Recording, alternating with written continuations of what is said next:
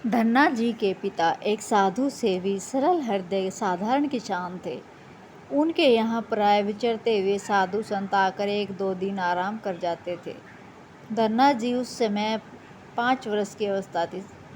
उनके घर एक ब्राह्मण पधारे। उन्होंने अपने हाथों कुएं से जल निकालकर स्नान किया और झोली में से शालिग्राम जी को निकालकर उनको तुलसी, चंदन, धूप, दीप आदि से पूजा की।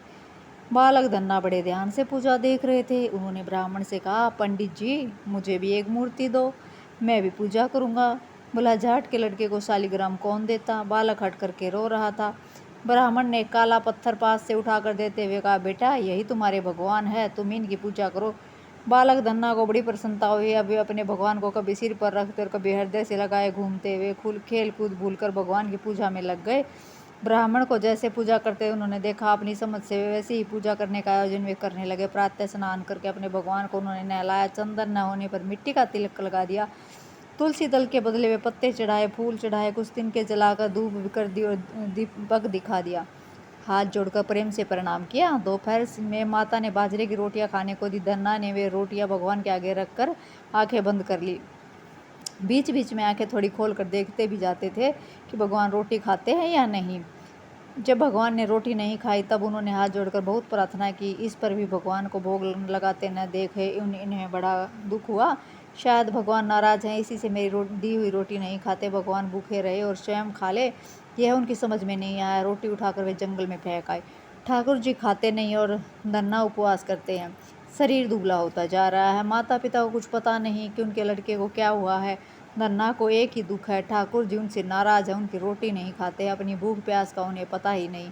कब तक ऐसे सरल बालक से ठाकुर जी नाराज रहते? बाजरे की इतनी मीठी प्रेम भरी रोटियां को खाने का मन उनका कहाँ तक न होता। एक दिन जब धन्ना ने रोटियां रखी, वे प्रकट हो गए और लगे भोग लगाने। जब आधी रोटी खा चुके तब हाथ पकड़ लिया बालक धन्ना ने, ठाकुर जी, इतने दिनों तो तुम आए नहीं और मुझे भूखों मारा, और आज आए हो तो सब रोटी अकेले ही खा जाना चाहते हो। मैं आज भी भूखा मरूं क्या? मुझे क्या थोड़ी रोटी भी ना दोगे?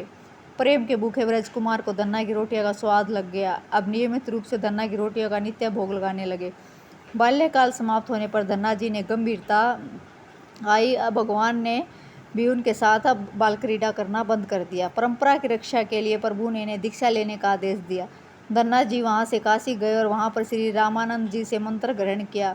गुरुदेव की आज्ञा लेकर वे घर लौट आए। अब धन्ना जी को सब में भगवान के दर्शन होने लगे। एक दिन पिता ने उन्हें खेत में गेहूं बोने भेजा। मार्ग में कुछ संत मिल गए। संतों ने भिक्षा मांगी। धन्ना तो सर्वत्र अपने भगवान को ही देखते थे। भूखे संत मांग रहे थे, धन्ना ने गेहूं संतों को दे दिया। यह जानकर कि माता पिता असंतुष्ट होंगे, उन्हें दुख होगा, इस भय से धन्ना जी ने खेत में हल घुमाया और इस प्रकार खेत जोत दिया जैसे कि गेहूं बो दिया हो। घर आकर उन्होंने कुछ कहा नहीं। धन्ना ने भूमि में खेत में गेहूं बोया हो या ना बोया हो, उस खेत में तो गेहूं बो ही दिया था। जहां बोए बीज का भंडार कभी नहीं घटता।